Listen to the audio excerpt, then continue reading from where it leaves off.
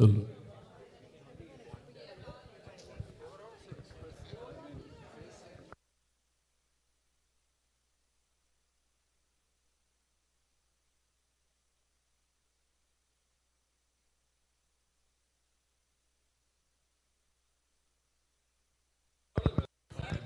Hello, hello, mic testing. Hello, hello, mic testing.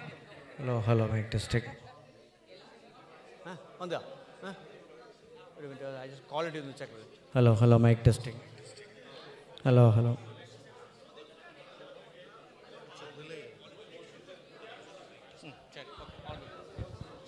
okay.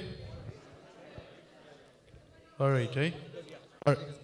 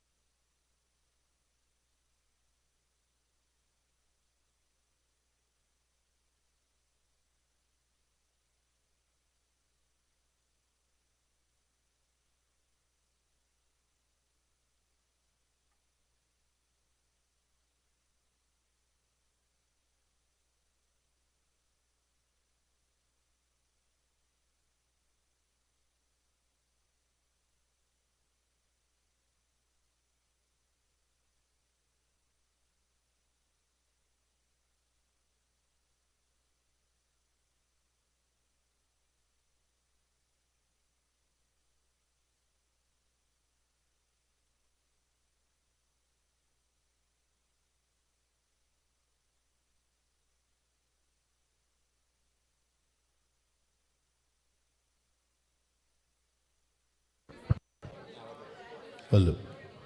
ஒன்று தான்.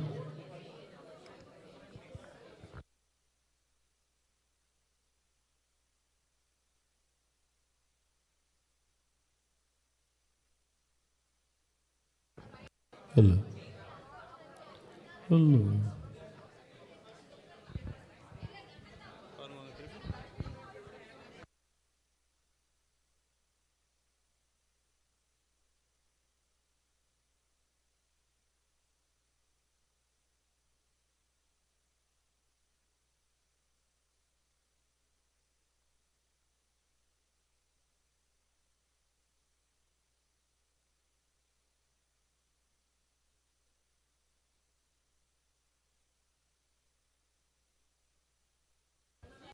Hello.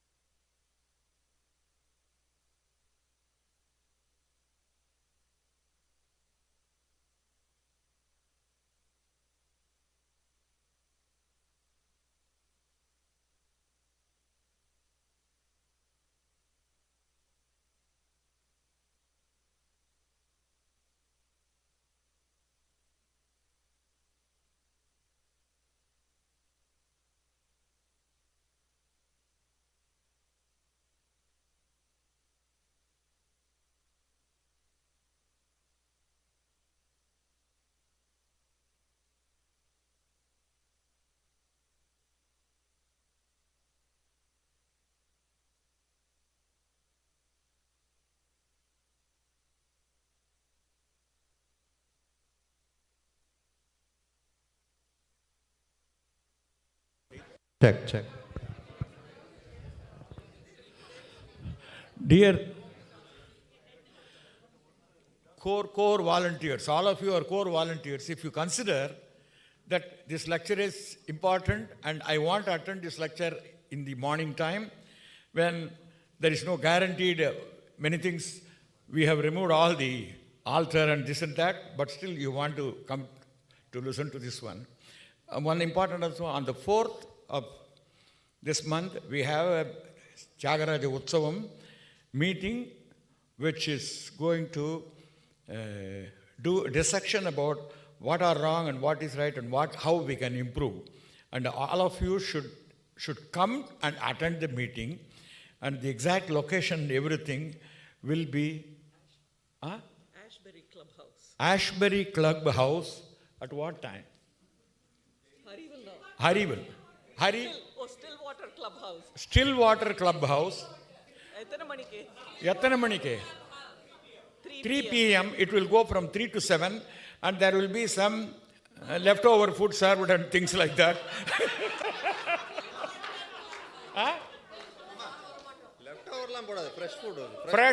Fresh food will be served, because nowadays the ladies do not know much cooking. Stillwater Clubhouse. Stillwater.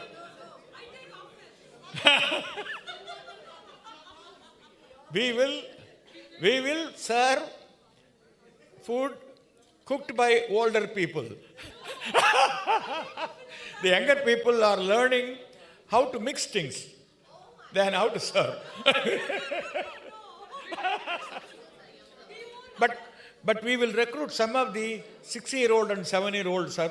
They are really mastering the art of serving. Absolutely. This time we had a beautiful system by which little kids, they would also were very strict. I touched one of the badam cake or something like that. Uncle, don't touch it. You have to have. So it's a nice feeling. And then I saw one little baby. I wish many of the younger people, please try to get married as soon as possible. Okay? And then try to have children. I want to see little babies. It's a rare occasion. Yesterday I saw one baby. I was cuddling it. It's such a happiness to see a small baby.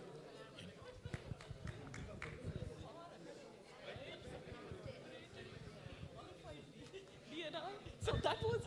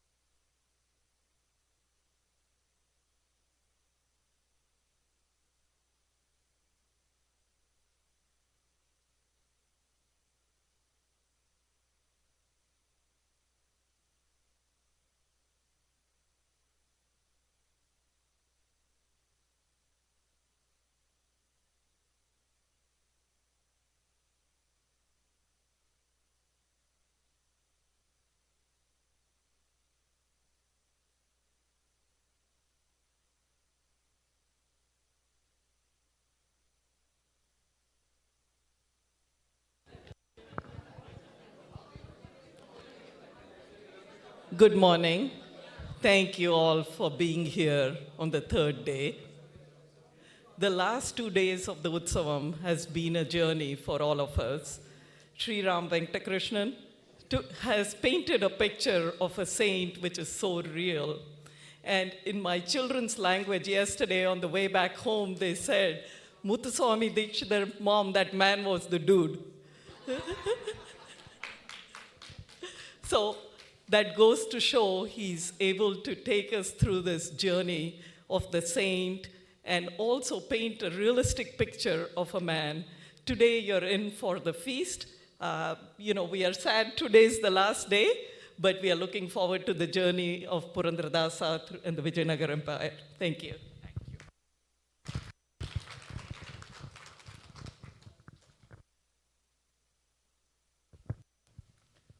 Thank you all for being here this morning despite the cricket match and it being the last day of your long weekend. This presentation today is work in progress. I have been working on this Kshetras of Purandaradasa for the past 5 years and I have still not come to the end of it. Therefore, this is, you will find that there are lots of hummings and hawings in the middle, going back to look at the iPad and so on. So you will have to bear with me for all that. Purandaradasa never ceases to amaze me. It's in a language, Kannada, which, unfortunately, the majority of the Carnatic music loving audience does not understand. And it's not a language with which I am familiar as well. And what little I have understood, I have only done by reading it, speaking to Kannada-knowing friends, getting the meaning from them, and trying to unravel the compositions for myself. Unfortunately, also, he is relegated to the extreme end of a concert. There was a time when we had people like Vasanta Kumari, or T.K. Govindarao, etc., who all used to make efforts to present Purandaradasa as a mainstream concert composer. And there are, of course, exclusive Purandaradasa concerts by M.L. Vasanta Kumari, which make you realize that he was like Tyagaraja. The only issue with Purandaradasa is that we don't have any of his original tunes with us any longer. And what we have are all tuned by various people coming down the years. And therefore, though we know that he was a Vagekara, he in his compositions, he writes about the Bahattari, the concept of 72, he writes about Shuladi, he writes about various raga names. Very clearly, this was a man who composed, who set his own works to his tunes. So he is a Vagekara. Unfortunately, we don't have the benefit of the tunes in which he set his compositions. The other aspect of Purandaradasa is that we all know that about Purandaradasa and we read about the miracle that took place in his life. But there is a lot of confusion as to when he was born. There are some people say that he was born in 1470. The normal date that is written about in most works is 1484. And then the question of where was he born. So some people say because he writes Purandara Vithala, Purandara Gad, they say it is Pandharpur in Maharashtra. These are days when parochialism is a virtue. It's a qualification of a very high order. And therefore, the Karnataka people today say that he was born in Tirthahalli. So it has to be in my backyard. Otherwise, it's not my composer kind of thing. So he is today, there was a committee that was established a few years ago.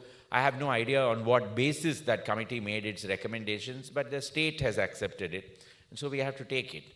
So we now believe that he was born in Tirthahalli, but we have no idea whether it was 1470 or 1484. When he was born. I doubt the 1484 also, because it very conveniently and mathematically adds up to 80 to the year of his death, 1564. That we know. So this 80 again is a very round, nice figure to have. And if you delve into Carnatic music history, you'll find that most musicians of the past, if they skipped that magic date of 32 years, they would die at the age of 80. And if you look at the average date of birth of most Carnatic musicians, it will be either the 1st of the month or the 15th of the month. This again, I can statistically prove to you.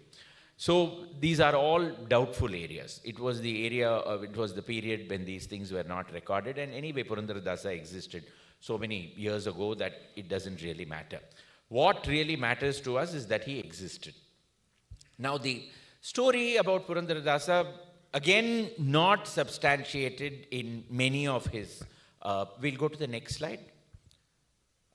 So not substantiated in in any of his compositions, except one, and I'll come to that, is that he was a very miserly, rich moneylender.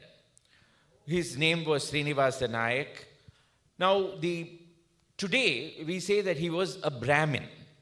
Now, there again I have my questions, because if you were Srinivasa Nayak and if you were a moneylender, it is very unlikely that this person was a Brahmin at that time. Much later professions begin to, cross caste boundaries.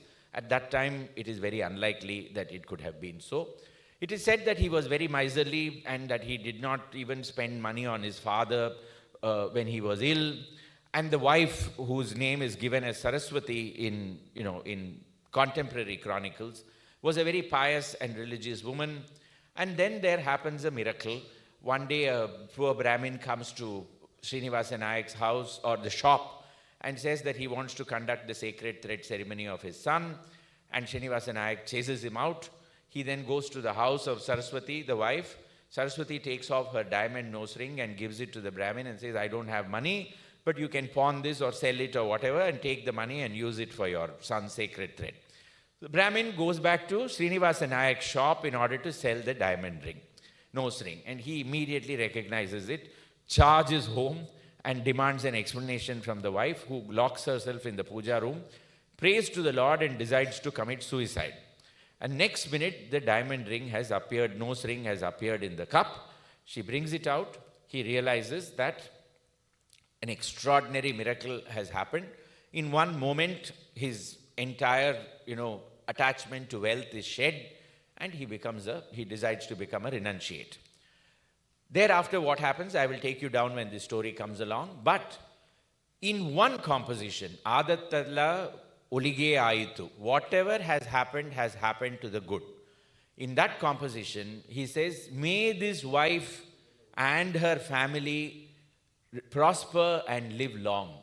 It is because of her that I have taken to the staff and to the life of a renunciate. I was ashamed of chanting the name of the Lord. This wife, he mentions it twice in that composition. He talks about her as Hendati, which is Pendati in Tamil. And then he also says Patni. Twice he mentions her in the composition. Sadly, he doesn't mention her by name, but he credits his transformation to his wife. That much we are able to see. And therefore, Purandaradasa, then Srinivasa Nayak goes to the capital city of Vijayanagar or Hampi. And there, Vyasaraya is the head of the Madhva order at that point of time. He is also the vice-chancellor of the Vijayanagar University. And he ordains Purandaradasa into the Dasa Kuta. And he gives him this new name of Purandaradasa thereafter. And now we need to establish something about the period in which Purandaradasa was living. I spoke to you about how Muthuswami Dikshitar is the culmination of a long line of composers who were visiting various shrines and singing of them. So this tradition actually begins even from Sangam times. The Tirumurugatru Padai, which we have, describes the Arupadai Vedu even in Sangam era. So that is from 600 BC to 300 AD. Even at that time, we have had this tradition of people visiting various shrines and composing on them. Then we have had the Bhakti movement in Tamil, where we had the Nayanmars and the Alvars, who also visited various shrines between the 6th century and the 8th century. Now, these were all eras of very powerful kings. So you had the Pallavas during the time of the Alvars and the Nayanmars. Thereafter, there is a gap for a period of 200 years. We don't know what exactly happened. Then we find that the imperial Cholas are coming up. During the time of the imperial Cholas, the works of the Nayanmars are resurrected. And thereafter, we have other composers coming up.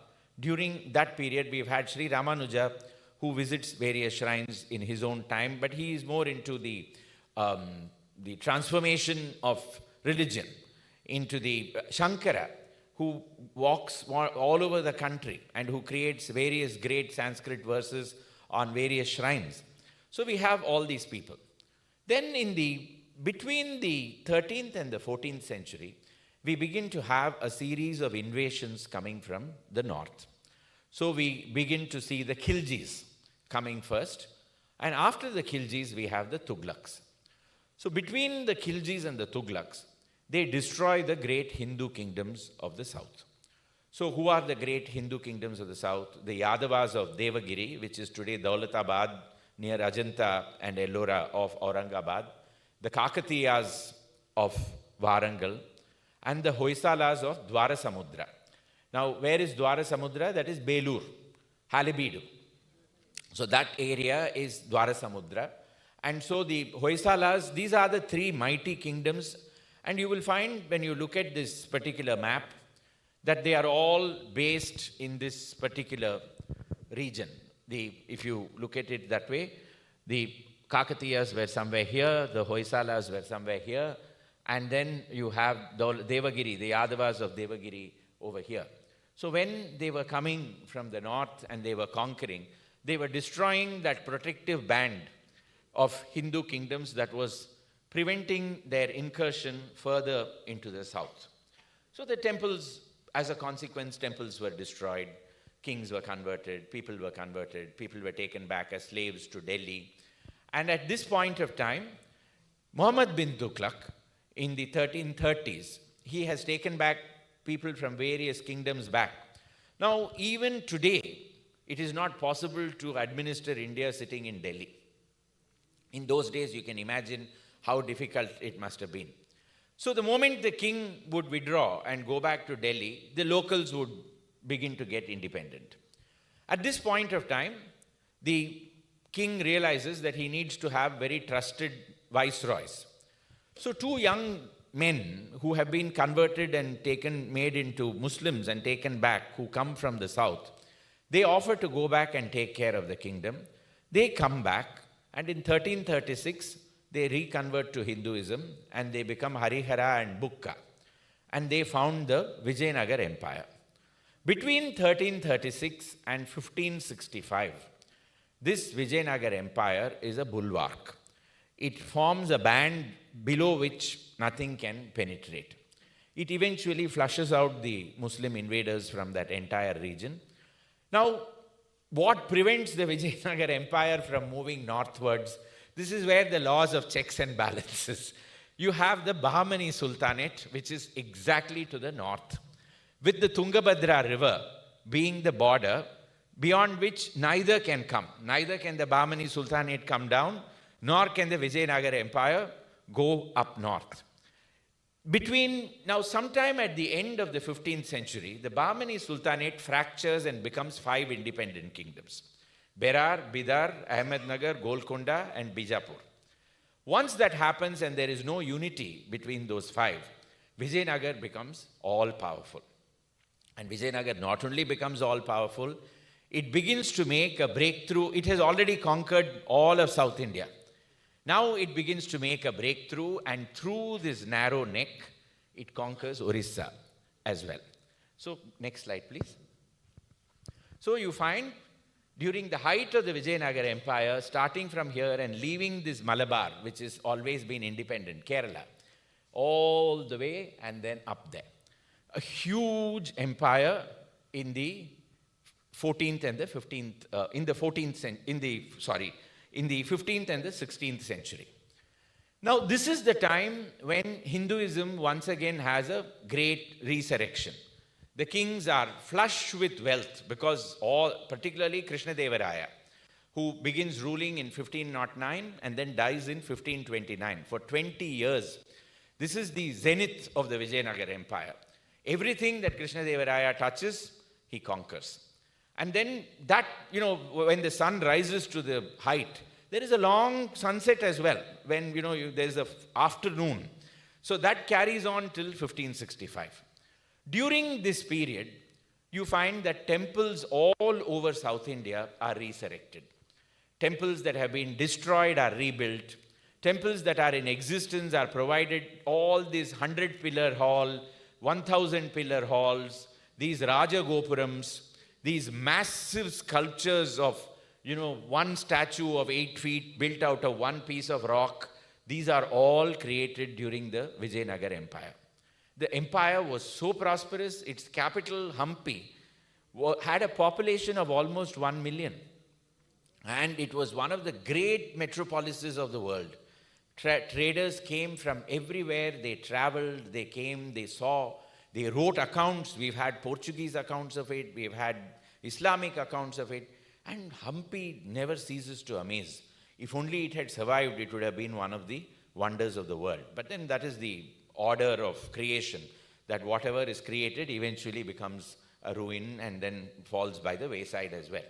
So during the height of this empire, if Purandaradasa was born in 1470 or 1484, and let us assume that he was nearly 40 when he had this massive catharsis, and he becomes a Dasa.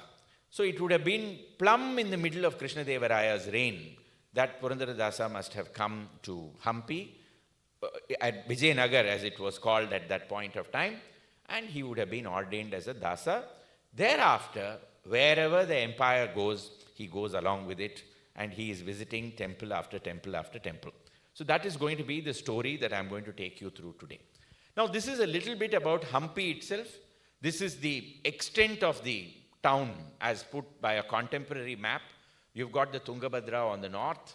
I don't know how many of you have been to Vijayanagar, Hampi. It is one of the most magnificent ruins possible today. And sometimes you feel very upset that it is a ruin as well. But it gives you an idea as to what it was, with its huge marketplaces, the courtesans' bazaars, the temples, the enormous walls, the water bodies, the dining hall, everything in a ruin, just in a state of collapse, as though it never recovered from that fateful day in 1565. But we'll go on with the story. Now, Krishnadeva himself, with Tirumala Devi and Chinna Devi, he is enshrined in the Tirupati temple. This is how King Krishnadeva looks. This bronze was cast probably even during his lifetime, and it is placed in the Tirumala temple for all of us to see. He was the greatest amongst the Vijayanagar kings. Not only was he a great conqueror, he was a great lover of arts. Not only was he a great lover of arts, he was a composer himself. And he was a great integrator. He comes from the Tuluva dynasty. There are 4 Vijayanagar dynasties, the Sangama, Salava, Tuluva, and Aravidu. These are the 4 dynasties that make up the Vijayanagar Empire. And he was of the Tuluva dynasty, so he was a Tulu-speaking king. He ruled over Karnataka Simhasana, which is Kannada-speaking region. During the process, he conquered Andhra, which was Telugu-speaking, Orissa, which is Oriya-speaking, and then he was also the ruler of the Tamil-speaking lands. In Srikakulam, in Andhra Pradesh, Krishnadeva has gone to pray, and he has a dream in which Lord Andhra Mahavishnu comes to him and says, "You have now conquered Andhra region. I wish you to write in Telugu." So Krishnadeva says, "What is it that you want me to write about?" Krishnadeva himself writes this. So, and the Lord tells him, "Write about my devotee, the woman who gave me a garland," which is Andal. So we have a Tulu-speaking king of a Kannada territory writing in Telugu about a Tamil saint. And that is the first Prabandha Mahakavya in Andhra. It's called the Amukta Malyada. Amukta Malyada itself means Andal, one who gave the wound garland. And it's a remarkable work. I've read the English translation by Srinivas Sistla, and I've also read a Tamil translation of it. It's the most amazing poetic work that I have ever come across. It first of all humanizes Mahavishnu like anything. Just to give you a little bit about it, when Andal finally is getting married to Vishnu, her fingers actually accidentally touch his neck and shivers go up and down Vishnu's spine.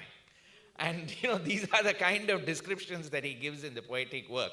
And when Periyalvar and Andal have come into Srirangam in order to meet Sriranganatha, and Andal falls at his feet and prostrates, Vishnu is looking at her and saying, yes, she is really beautiful. So this is how he humanizes the Lord. And the description of food, the description of the markets, it's a phenomenal work. Now, how does Vijayanagar really begin? Vijayanagar, legend has it, that when Harihara and Bukka came and they were looking for a piece of land, they were greatly helped by Madhava Vidyaranya, who was the preceptor of the Sringeri Sharada Peetham. And even today, when you go to Hampi and you go to the Virupaksha temple, when you look up at the entrance mandapam, it's a rich pattern of murals all over the roof. One of them has got Vidyaranya being brought in procession in a palanquin into Vijayanagar during the time of the Vijayanagar rulers. And who is the goddess, who is the tutelary deity of the Sringeri Sharada Peetham? Sharadambal herself. And so Pali Semma Muddu Sarade, which is a very well-known composition of Purandaradasa, that is in praise of this particular deity. And so we know Purandara definitely went to Sringeri, and there he has composed. Next slide, please. Now, I told you that Hampi is a city of absolute ruins. There is nothing in it at this point of time. Standing in the middle of Hampi is one massive temple which has had continuous worship from the 10th or the 11th century and continues till today. It has had worship even after Hampi fell and everything. It's remarkable that this one shrine alone was completely left untouched by the invaders. And that is the Virupaksha temple. Virupaksha here is a Shiva temple. This Gopura itself was built during Mysore king's times, much later. But inside, when you enter this particular shrine, you have a huge inscription of Krishnadeva himself, which says how he expanded this particular temple. The Hampi, the name, comes from Pampa. In Kannada, pa becomes ha in various pronunciations. So Pampa is the name of the Tungabhadra at this particular region, and mythologically, it is supposed to be the place where Kishkinda existed, the kingdom of Vali and Sugriva. And when you go there, the first thing that strikes you are massive boulders, rocks that have fallen all over the hillside. And the locals say that when Vali and Sugriva fought each other, they hurled these stones against each other, and that is how this entire place is surrounded by rocks. So Pampa becomes Hampa, and this place becomes Hampapuri. Over a period of time, it becomes Hampi. And it is believed that the Lord here is married to the river, who is Parvati herself. She becomes Pampa Devi, and there is a shrine for her inside this particular temple. Now, all of us begin learning from Kunda Gaura Gaurivara. Where is that? Mandiraya Manamakuta Mandara Kusumakara Makarandam Vasituva Hemakuta Simhasana Virupaksha. So, it is Hemakuta hill is just next to this temple. So, we know Purandara has come here, he has worshipped over here, and he has gone. Now, I think I have put the slides in the wrong order, but just hold on to this. I'll come to this slide a little later. But in this particular town, as I told you, it's a dead town. There is really nothing today. But when you go a little further, you find that there is a Yantrodharaka Anjaneya Swami temple. But I'll come to that. I realize why I have put this here. This is Pandharpur Vittala. Vittala, as he exists in Pandharpur, the deity to whom all the abhangs have been sung. Now, right in the middle of Hampi, next slide please, you will find the largest temple complex. That is the Vittala Swami temple. The work on the Vittala Swami temple began in 1526 during the third year before Krishnadeva dies eventually. And it continues till that day in 1565 when the city was ransacked. And therefore, the work continued for 40 years and it was still not complete. It was the largest temple complex that the Vijayanagar kings were planning. And that chariot which you see in the middle, which is the Garuda Mantapa, is today the state symbol of Karnataka. The temple inside is completely shattered. There is no idol in the sanctum. But it is believed that for some time, Krishna Deva brought Vithala from Pandharpur and had him installed over here. There are, conflicting legends. People say this did not happen. Finally, they say that Jnandev's grandfather was the one who took Vithala back to Pandharpur. May have happened, may not have happened, but there is no denying that there is a magnificent Vithala Swami temple over here. Purandara Vithala is the mudra of Purandaradasa. And you find that he has perhaps the maximum number of his compositions are dedicated to Purandara Vithala, which is why I decided to put up this slide. Incidentally, how many compositions does Purandaradasa say he composed? 475,000. 475,000 compositions is what he says he created. There is no reason why that sage of sages, that saint should have exaggerated. If he wrote it, it must be the truth. There cannot be any doubting that. And In his composition itself, is there a reference to 475? that's right. I will, good question. And since I am not well up on Kannada, I will read out that line to you. Just 1 second. I picked it up and I put it away in my notes. He says, Kedara Rameshwara Kerala Bhutalada Padaravinda Kshetra Pratikshetravu, that is from Kedara to Rameshwara, including Kerala. I have gone to all these places, or rather I have composed. Adaradi Lakshadi Ippataidu, 1,25,000 is the number that he mentions here. After that, he says, where is that? 1 second. Intu Nalku Laksha Eppataidu Savira Kritiyu, 4,75,000 kritis I have composed. So this man doesn't have to fib. He doesn't gain anything by doing it. But this is the figure that he mentions, and it's phenomenal. And it stuns you when you read it. There are some aspects of Purandaradasa. For instance, this Tamburi Meetidava Bhavabdi Taditava. And then Vaikuntake Oditava. Every time I hear that line, I'll have tears in my eyes. That simplicity of, he made it so possible. It is impossible. But he just made it, Vaikuntake Oditava, just run. And you will be into Vaikunta. That is that abandon that he brings into his compositions. Next slide, please. Now, in the middle of Hampi, you have this large monolith Narasimha. Lakshmi Narasimha originally, with Lakshmi seated on his lap. Now only an arm of Lakshmi can be seen, and she is nowhere to be seen, and it is a completely, mutilated sculpture. 1528 is when he erected this, Krishna Deva erects this. While Purandara does not mention this particular song, Narasimha, there are plenty of songs on Narasimha by Purandaradasa. Narahariye, etc., he creates. Next slide. Now, this is Jagannath of Puri. And next slide, please. This is the Krishna temple in Hampi itself. And this has a huge history behind it. The greatest campaign that King Krishna Deva wages is against the Gajapatis of Orissa. And that becomes a prestige issue for him. He has to go and conquer the Gajapatis of Orissa. So he finally does it, and the Orissa becomes a part of his, Kalinga becomes a part of his kingdom, and that brings a lot of prosperity to him as well. At that time, he marries a princess from Orissa, with whom, sadly, he has no marital relations thereafter because the girl refuses to have anything to do with him. She remains in exile in a place called Kambam in Andhra Pradesh. But as a token or as a symbol of his victory over Orissa, where Krishna is the presiding deity, he builds a Krishna temple in Hampi.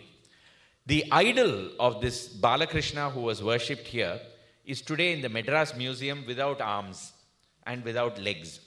So that idol has been saved and it has been brought and it's been kept in the Madras Government Museum. But Krishna himself was a huge, cult in this particular kingdom. So you have compositions like Jagadodharana, which speak of a Krishna. So Purandaradasa must have visited this particular temple as well. Next slide. Finally, I bring you to Yantrodharaka Anjaneya Swami temple. This is one of the most beautiful walks that you can do in Hampi.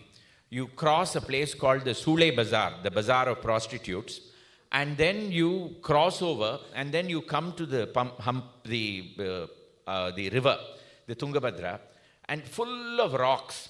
And you climb over them, and you take that pathway and go. There is a stone arch which is formed by the rocks themselves. At that place, the river becomes a circle. It circles around itself and then goes. So that place is called Chakratirtha. And then you climb up. You have this tiny hill, temple on a hill. It was so tiny that it was not demolished by the invaders when they came. Nobody bothered with it. And it is still in worship. And inside it is this Anjaneya who is inside a star. It's a two-armed Anjaneya seated inside a star, a yantra. And surrounding it on all sides are bas-reliefs of small monkeys climbing all around it. This is Vyasaraya's own installation. It is said that Vyasaraya installed around 300 Anjaneyas all over South India, out of which this is called the Yantrodharaka Anjaneya Swami, because he pushed the Anjaneya into a yantra. Because he said that the Anjaneya keeps running after it, so he needed to arrest him and keep him in one place. And so he is kept inside that particular. There is a stotram by Vyasaraya also on this particular Yantrodharaka Anjaneya Swami. And Purandaradasa composes Swami Mukhya Prana, which today has been set in Yadukula Kamboji Raga by R.K. Sriram Kumar, and Sri Ramakrishnan Murthy and others sing this composition. In that it says Yantrodharaka Nindu, sitting inside the yantra. So it talks about Swami Mukhya Prana, which is the Madhva, in Madhva philosophy, Anjaneya is called Mukhya Pranavaru. And so that is the particular temple that Purandaradasa came to. When you go to Hampi, never miss this. No guide will take you there, but ask for it and go. And you'll find it is in worship, and it's a very peaceful little place by the river where you can sit, you can just hum the song to yourself, and you can pray and come back. Next slide. Purandara then goes all around, he follows the kingdom.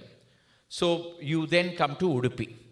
Udupi is the most sacred for the Madhva tradition as far as Krishna worship is concerned.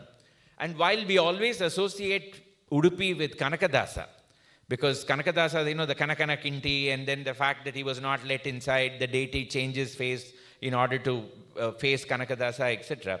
Purandara himself and the great Vyasaraya himself, the Krishnani Begane Baro, which is attributed to Vyasaraya, it is on Udupi Krishna. And Purandaradasa himself writes about Udupi Krishna in several compositions, but in some of them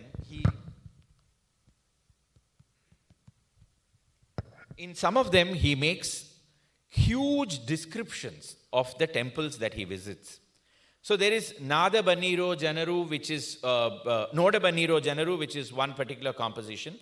Then Kandena Udupiya Krishna, which is I have gone and seen Krishna in Udupi.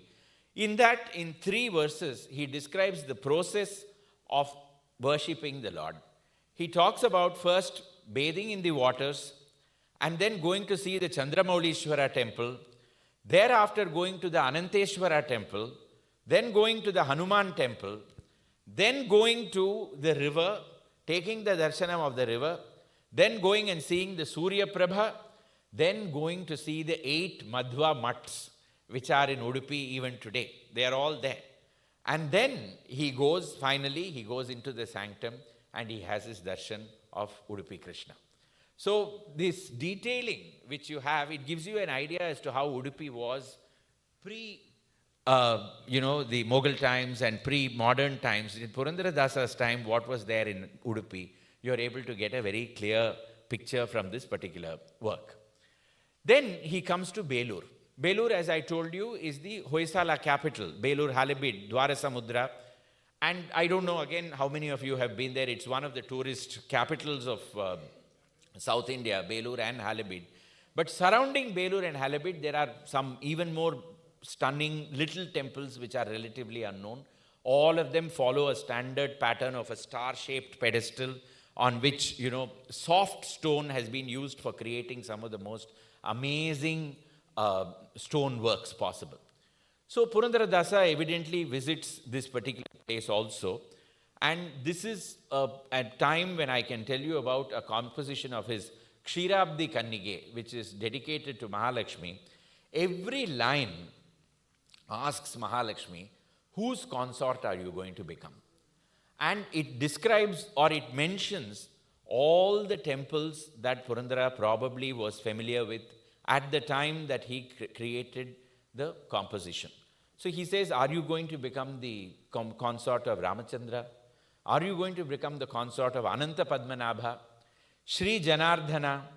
Or are you going to become the consort of Ubhaya Kaveri Ranga Pattanada Arasago, the king of Kaveri Rangapatna, which is Sri Rangapatna, which is just off Mysore? He doesn't stop with that. Cheluva Murti, Belura, are you going to become the wife of the Cheluva Murti who is in Beluru? Or are you going to become the wife of Udupi Sri Krishna? Or of Panduranga Vithala? Or Badri Narayana? So he's even talking about Badri. And then he's asking whether she is going to become the consort of Devaru Purushottamago. Who is that in this particular case? It is Kanchi Varadarajaswami, whom he is talking about. And then he is talking about Venkatesha.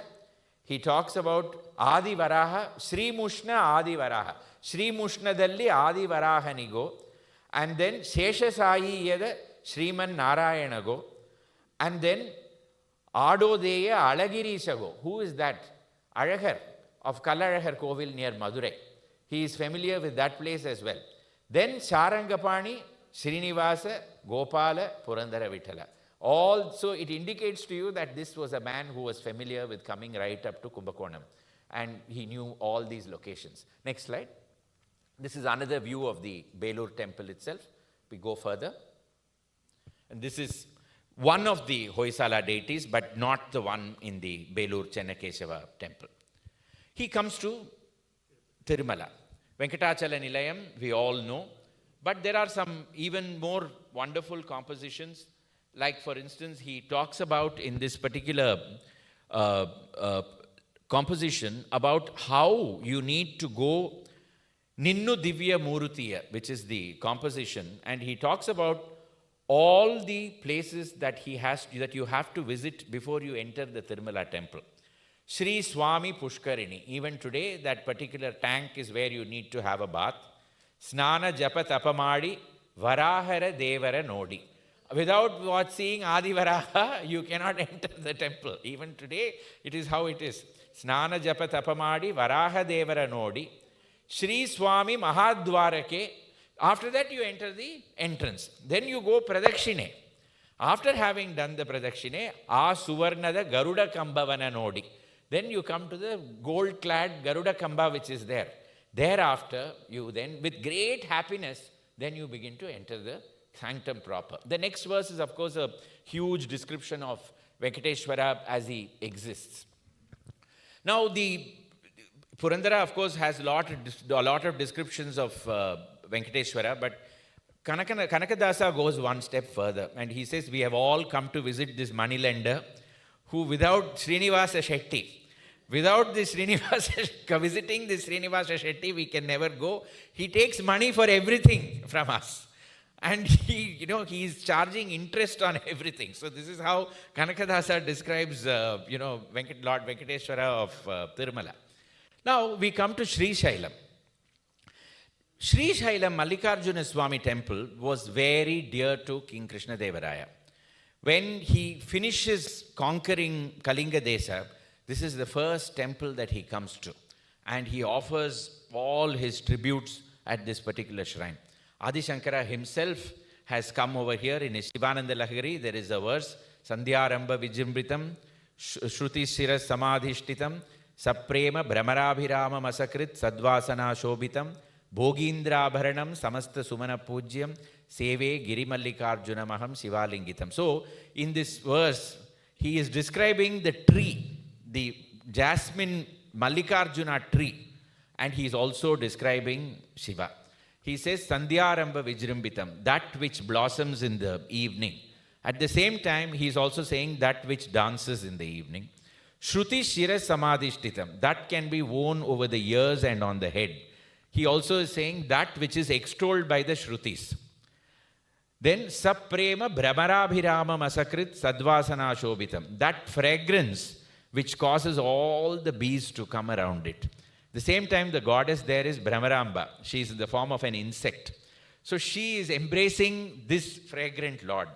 Bhogindra Baranam, because of the serpents, of the smell, the serpents are encircling the tree. Here, the snakes are all over the Lord. Samasta Sumana Pujyam, worshipped by all the flowers, worshipped by all the gods. Seve Giri Mallikarjuna Maham Shivalingitam. That tree, that Mallikarjuna, which is on a hill, I worship. So double meaning right through the verse, and Adi Shankara gives that. Shiva Darsana Namagaitu is the composition that Purandaradasa describes this particular temple. And he is very clear, he has come on Shivaratri day to worship this particular shrine. He says that Jagarane, the whole night we have remained awake, we have come, we have bathed in the Patala Ganga. This is also the Tungabhadra only. But at this particular spot, it is called Patala Ganga. So he says, we have bathed in the Patala Ganga, and then now we have come to see the Lord. On the Shivaratri day, which is the 7th day of the temple festival in Mallikarjuna Swami temple, the Lord marries Brahmaramba. And he also mentions Brahmarana Rani, that queen of the bees in that particular composition. Next slide. We always associate Bhadrachalam with Bhadrachala Ramadasa. But what we forget is that it was a ruined temple which Ramadasa resurrected.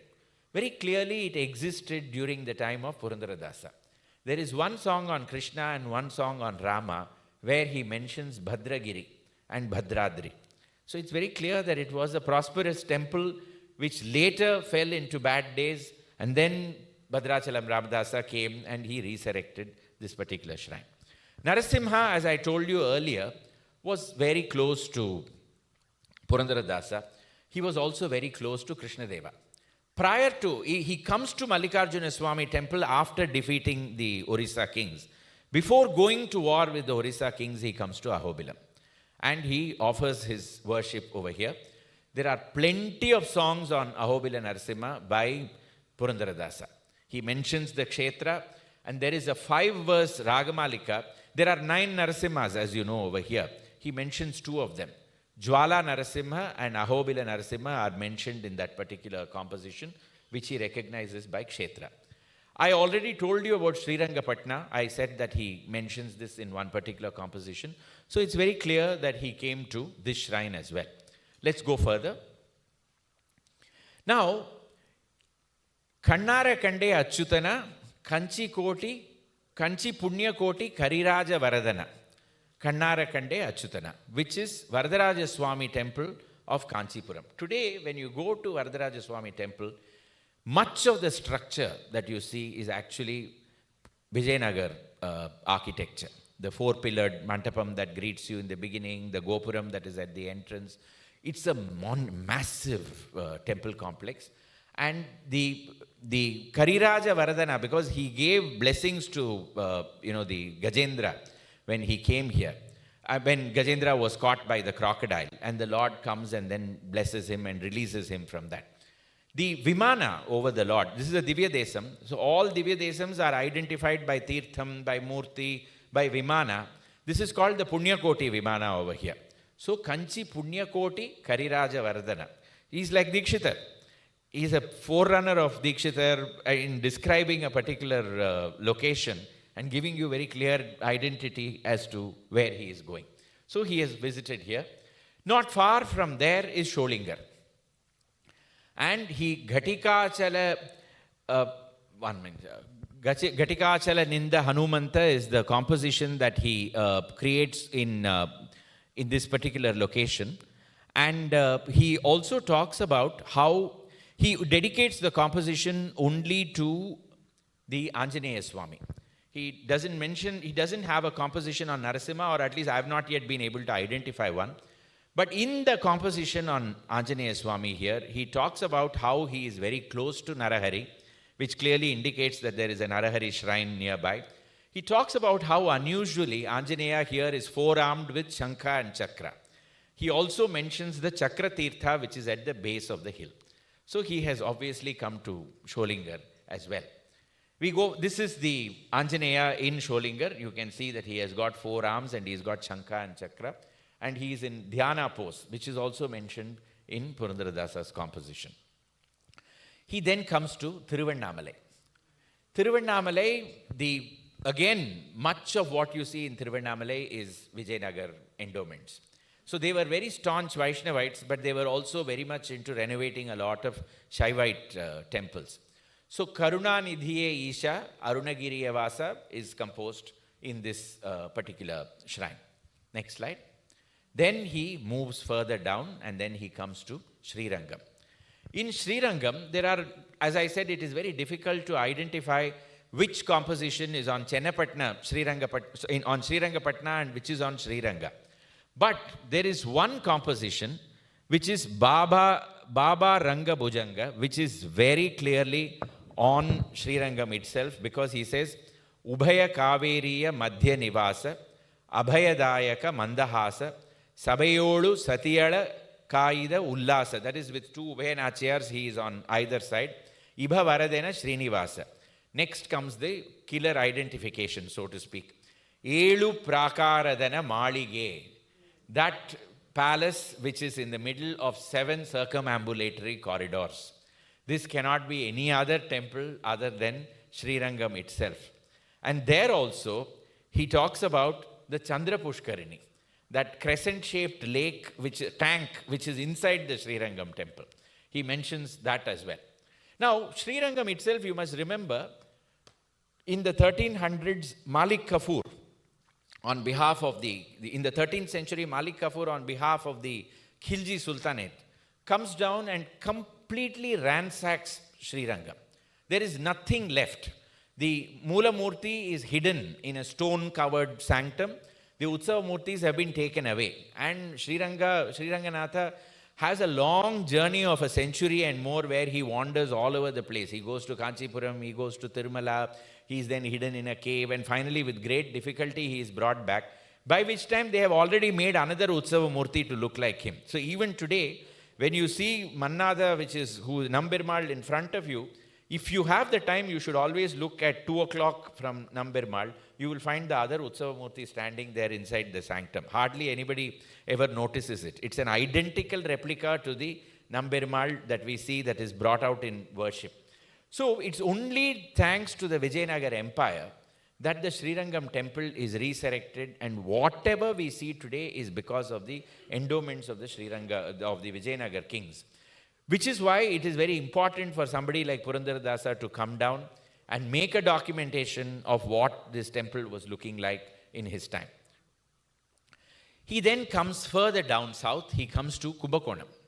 So, Chandrachuda Shivashankara Parvati Ramanane Ninage Namo Namo Darage Dakshina Kaveri Kumbapuravasa. He talks about this place, and it is very clear that the Mahamakham had become a very important festival by the time of the Vijayanagar kings. We have references to the Mahamakham, or the fact that this is a location of all the tirthas of the country in Upper Tevaram itself. So we know that it existed.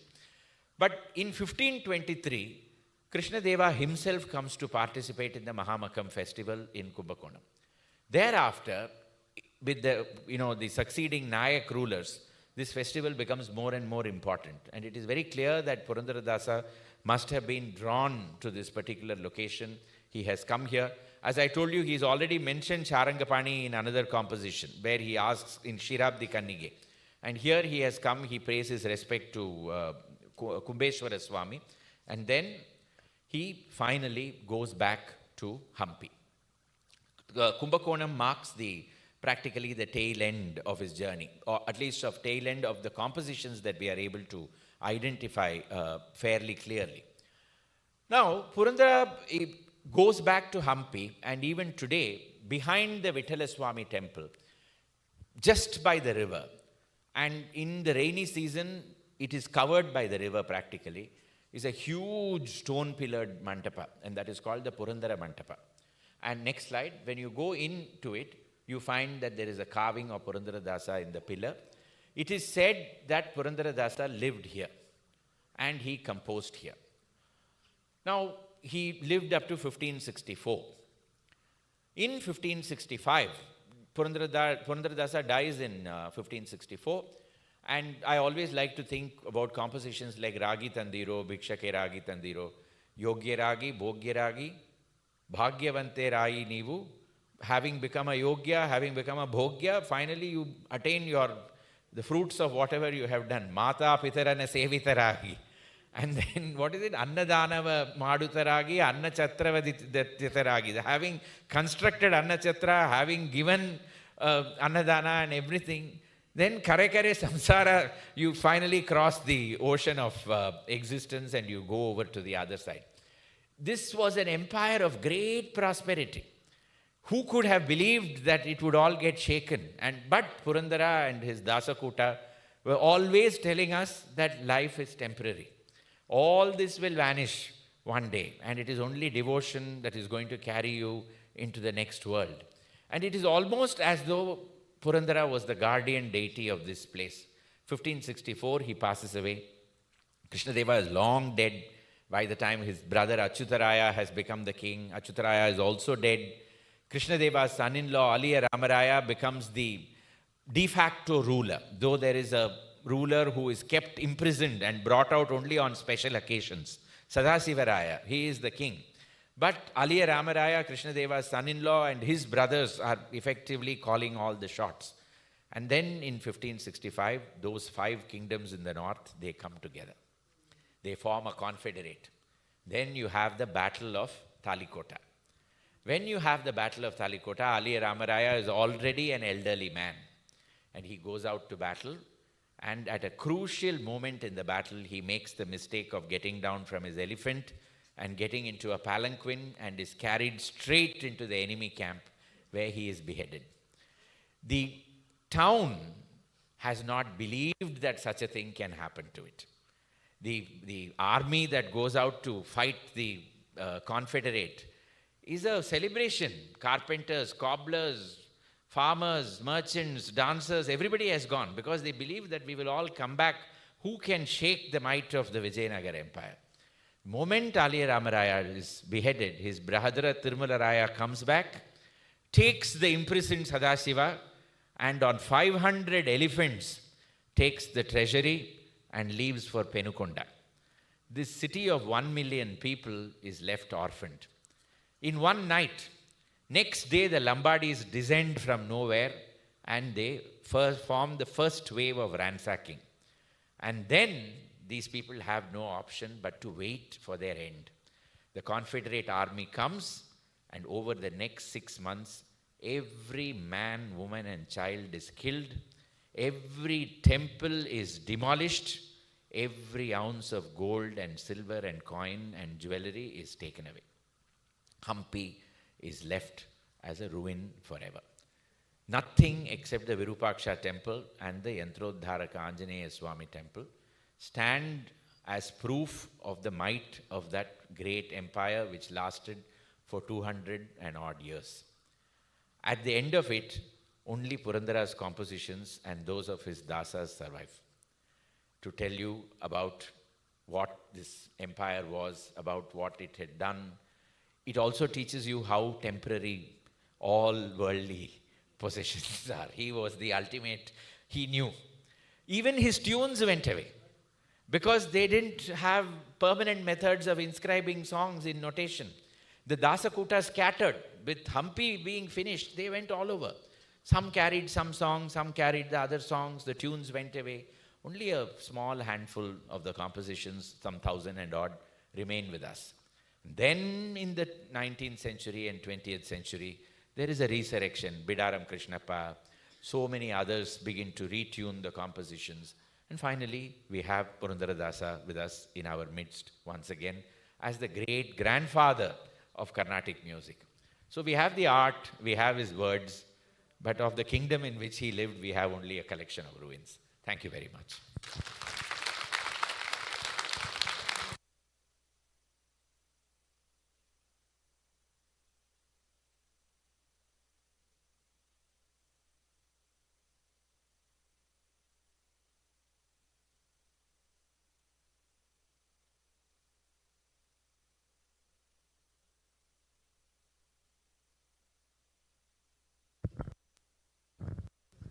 See, the only thing which I heard from Rangaramanujan that MLV's mother, Lalitangi, was with somebody who was a Dasakota kind, and she learnt many Purandaradasa kritis from that Dasa. And she didn't know how to read or write or anything. She only Shroti Jnanam. So she tried to, Rangaramanujan tried to make a book out of it and even publish a free copy. That's what he told me, and I also have a copy. But what is important is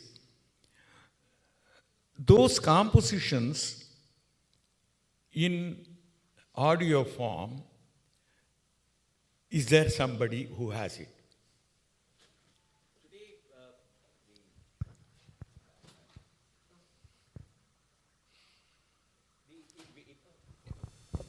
It must be remembered that Lalitangi and Vasantakumari's tuning was only one of various attempts, and the Purandara Manimala is only a small piece. Very small collection. Yes. Vasantakumari herself depended a lot on T.K. Govindarau's tunes later, Okay. which she then carried forward and propagated. That way, lot of T.M. Tyagarajan's tunes also Vasantakumari made very famous, because she was such an outstanding musician that anything that she sang would be accepted by people. Yeah. But what cannot be forgotten is that there is a huge, long attempt in Karnataka itself Yeah. to tune Purandaradasa's compositions and make it popular. Yeah. Even in Hindustani music, Correct. our Bhimsen Joshi, Bhimsen Joshi has done it. So many of them. So it's not just one attempt. Yes. There have been several. And what is important is eventually the tunes have all become different. There is no authenticity. You cannot say that this is what Purandaradasa. There I want to make a point. In Triplicane, we used to have Madhva pressings like Ishwardas Lala Street or Hanumantrayan Koal Lane, etc. And there used to be a Madhva Brahmin. He used to do the Unchavarti. And I have myself listened to that. He will sing in Raga Mohanam for a while, and then I don't understand the Kannada, but he will sing in Raga Mohanam and Raga Hindolam, and sometimes he will sing in Todi and this and that. But we were stupid that there is treasure there which we never tried to record. That is our nature. That's our nature. But what I am now saying is there somebody whom, among the professional musicians, who has the rich collection, which may not be much, it may be even 15 or 20. As you say that the whole concert was run with Purandaradasa kind. It is with so many temples visited, where you have only the book version, but the music version of it, is there somebody who has? It's only in scattered collections. There is no one, I cannot say that there is one common repository of the whole thing. But in the Sriram Kumar and that group, because they were R.K. Srikantan. huh? You mean the Sanketi? Our Srikantan, for example, if he gave that if there is some collection, okay, and if we have a top musician taking it to perform as an experiment, purely as an experiment, that's all I am looking for. It's possible. Okay. Thank you. anybody have any questions? Yes.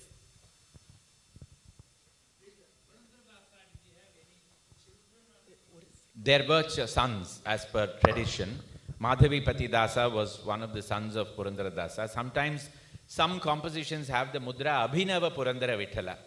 There is a theory that those compositions were created by the son.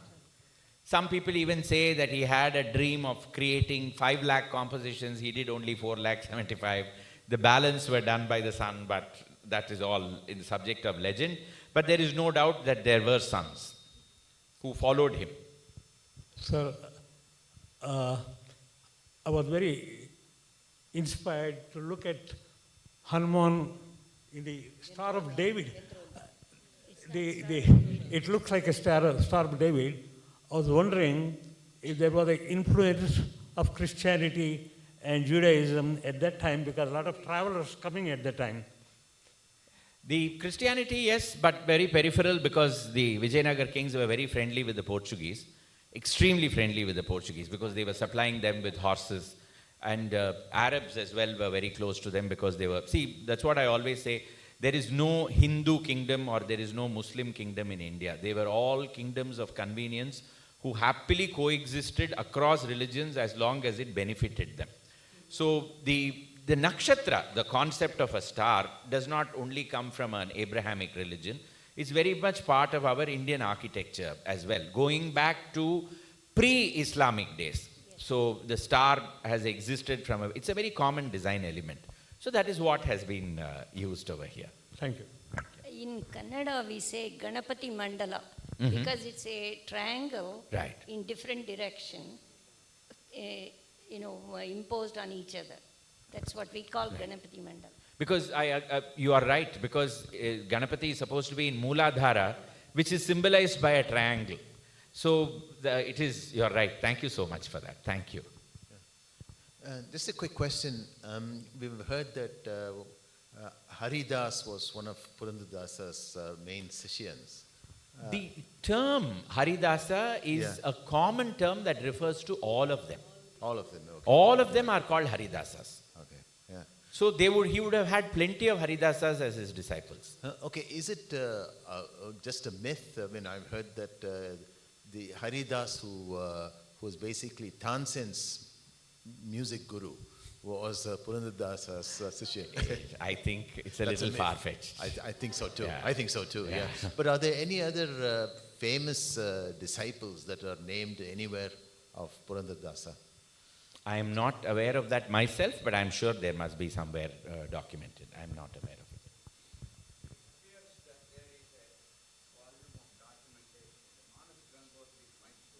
Yes, yes, of course.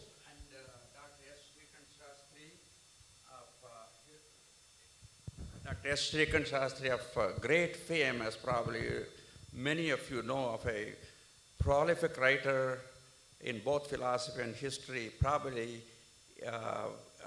very much similar to Kane from Maharashtra. So he has documented an enormous literature about Hampi and Belur and Halebid, and even up to Mohenjo-daro, as you know, phenomenal masterpiece works, accolades from Radhakrishnan to all the Westerners. Even today it's in Wikipedia. If you see, you will see references to Dr. S. Srikant Shastri's works from Mysore, who was a professor and head of the Department of History in that year. Also, Professor B.V. Krishna Rao, B.V. Krishna Rao, who wrote a great volume, Purandara and the Haridasa Movement, which is Mysore University again, and it remains a seminal work as far as the Haridasa tradition is concerned. One of the greatest works possible. In recent years, we've had people like Dr. Aarti Rao, who's been doing a lot of work on Purandaradasa, as well as particularly his influence on the structuring of music. You know, the Suladis and the Sarali, Jhante, all these things, how did they come about? People like her, they are doing a lot of very good work in that area. Names like Sir C. Riralo, Hiranyaya, and Hiranyaya. Srikantaya, they were all the doyens who have documented this. Absolutely, absolutely. There is no doubt about it. Can you compare and contrast the Tyagaraja with the Tyagaraja to the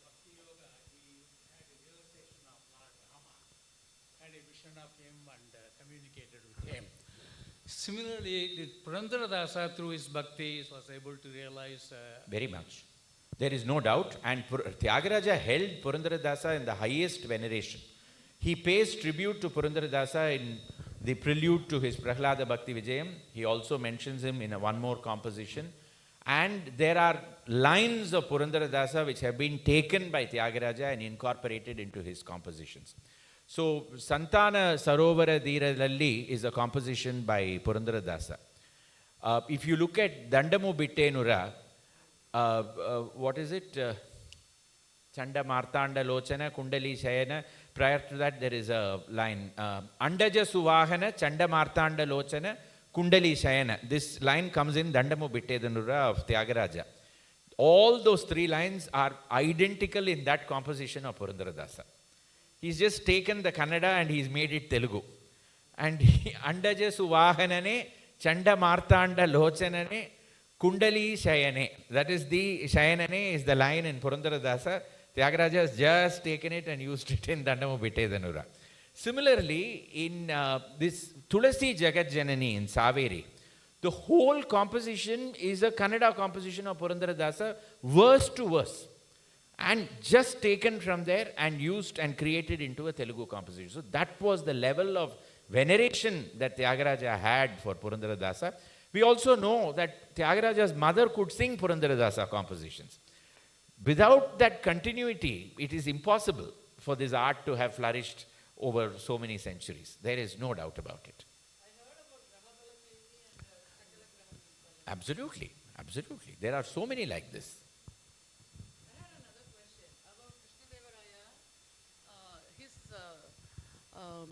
Purandaradasa's was in his court, correct? Not in his court. They coexisted. Coexisted. A man like Purandaradasa would have hardly gone to court. Even he was. But then Krishnadevaraya's children sang Purandaradasa's kritis or something. I've read somewhere. I am not aware of that. Krishnadeva himself had a very unhappy family life, as you know. He had two surviving daughters, one of whom was married to that notorious Aliya Ramaraya. The son was born very late in Krishnadeva's life, and he died when he was only 6. So Krishnadeva went, he became mentally unstable with the death of his son. Yeah, so.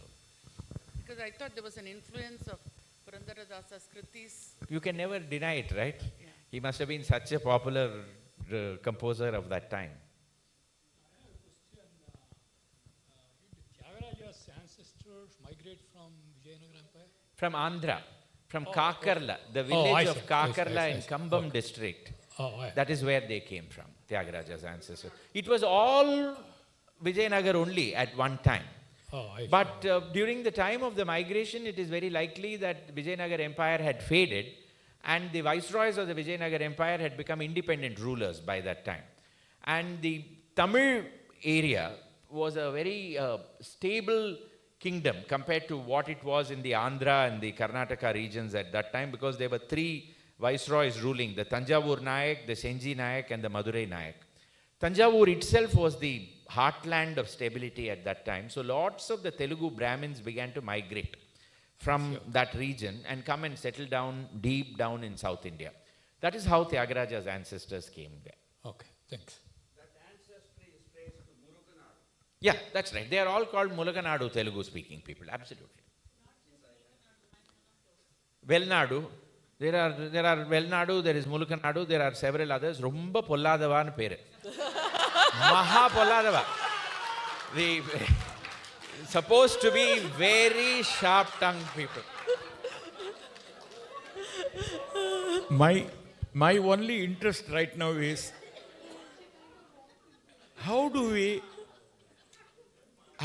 make a program for Chicago Tyagaraja Utsavam which concentrates either on dance or on music with exclusively on these Kannada compositions, but not repetitive, the usual style which are normally sung as the last piece. I don't want that. I'm really looking forward to, yes? Huh? There is a wonderful YouTube Yes. Yeah. You said you sent, but I am not able to trace it. Anyway, I will trace it. Hmm. Yeah.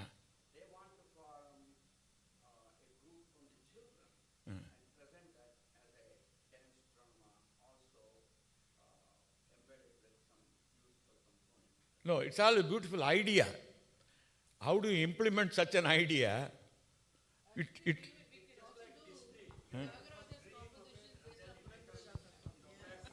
No, you are missing the point.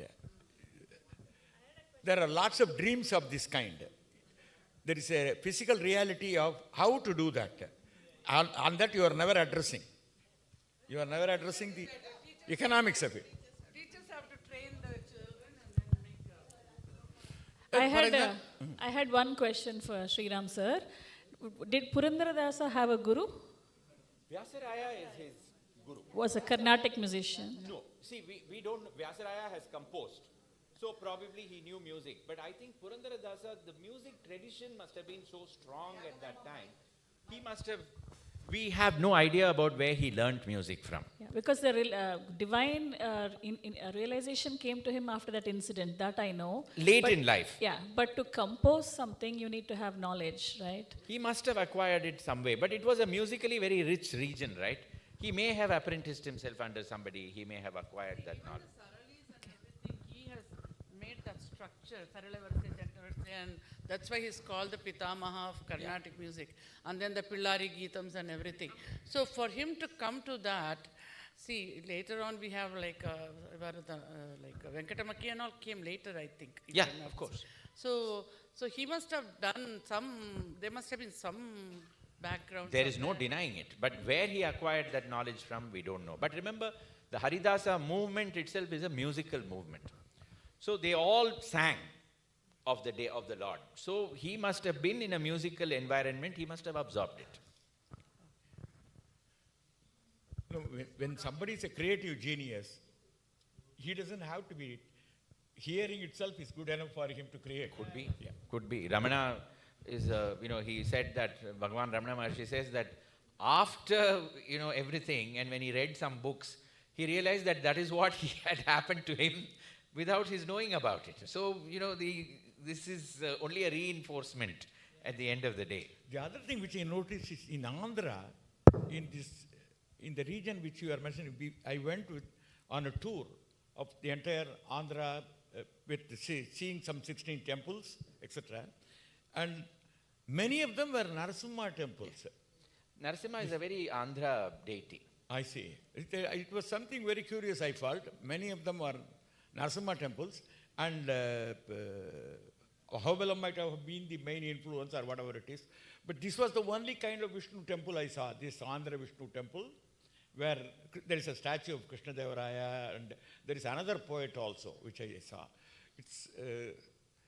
I wish many of you, before we are all getting old and then we are not able to make the trip, take a chance with someone like Dushyant Sridhar. I'm doing not an advertisement for him. He is a capable person. Okay, that's what I am also requesting you to, with all your history, etc. At the same time, knowledge of Portuguese, Sanjay Subramaniam, or some combination with someone with Sanjay Subramaniam. Sriram sir does tours also. Huh? Heritage walks. He does heritage walks. Oh, no, but he is doing the heritage work only on. Yes. No, Chennai. I do it outside also. Uh-huh. To all these temple locations. We've covered Hampi, Madurai, Tanjavur, all these places. I've done it already. So that's done. That Hampi is really worth in gold. Yeah.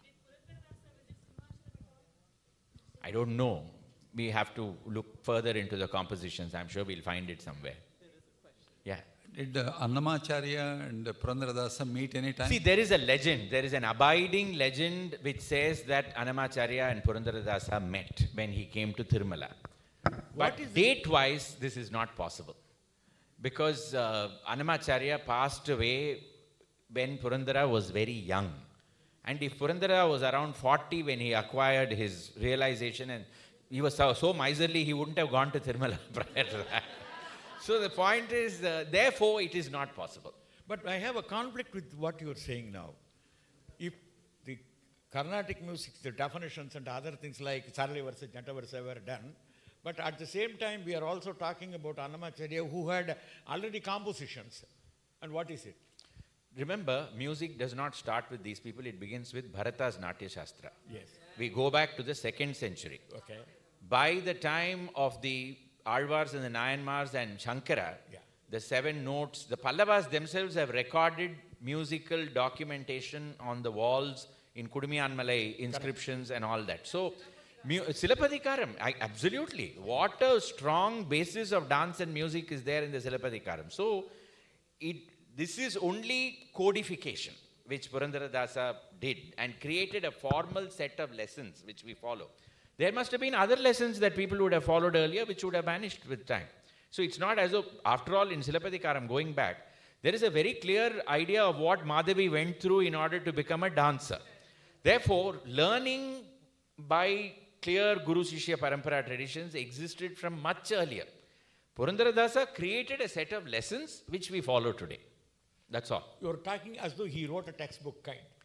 He codified. The material is already He may have written and he may have created a palm leaf or he may have created a system, but creating the identification of Maya Malava Gaula as a beginner's raga, which incidentally Hindustani musicians don't agree with. Never agree. So the point is that creating that as that went to, not creating the raga, but making that the beginner's raga, that was all Purandaradasa's work. So are there any references in Purandaradasa's works about the Tamil composers that existed before him? No, nothing. But if you since you asked that question, do you know the first composer who created a song on Andal? Annamacharya. Chudi Kudi Nachari, that is the term that he uses in his composition. So there is a tradition. Purandaradasa, he doesn't mention it, but Annamacharya has done it. One question, sir. Yeah. The regions you recently, just now you were saying Mulkanadu. It looks to me, it is a Mulkanadu. Mulk in Urdu is called country. Yeah. So Mulkanadu, which is controlled by the Muslim area, like Sarkar Jillas we call it, because they were under Nizam, we call Sarkar Jillas. So also I wonder if a Mulkanadu is a derivation of the We area. don't know where the etymology is from.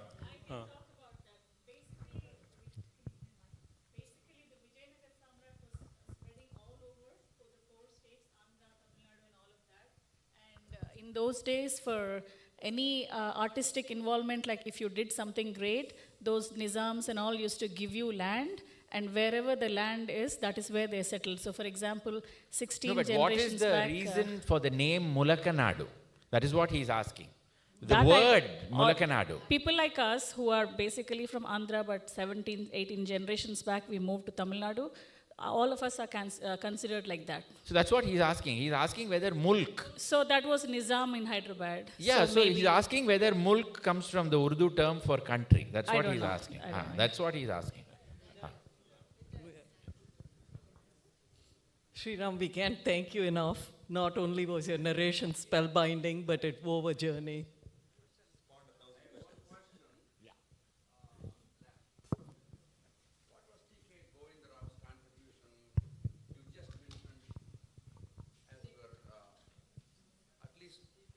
At least from our generation, he has been credited to have tuned all the Purandaradasa, not all I won't say, many of the Purandaradasa kritis, and many of our diners of music actually used to consult. And of course. What was his role? He was he has tuned several, I already mentioned that. Yes. And the fact that Vasanta Kumari took his tunes and made them very popular. T.K. Govindarao was a great musician. I mean, he was recognized as a Sangeeta Kalanidhi by the Music Academy. Of course, it doesn't mean that those who were not recognized were not great. There were several who were not recognized who were also great. But I'm just bringing that into perspective. He was one of the foremost musicians and scholars of our South Indian classical system. There is no doubt about it. And he has done enormous work in this area. And just you mentioned others who did not get the Sangeeta Academy. Today happens to be, or this week happens to be the 100th anniversary of Sri M.D. Ramanathan. Already we have, she- last year, we paid tribute to him in the Music Academy when we had a full program on him and his music. And This is his centenary year, And yes. he had one of the most unique ways of presenting Purandaradasa Kritis. Only one has to listen to the recorded material to realize how he brought the bhavams and Absolutely. expressions. No denying that. Thank you. I just want to remark that when you described the end of the Vijayanagara Empire, it brought goosebumps. And the narration is so powerful, you've left us yearning for more. So thank you very much. Thank you all for being here today. Lunch is served downstairs, so please do enjoy lunch. And once again, we thank Sriram for taking us through this.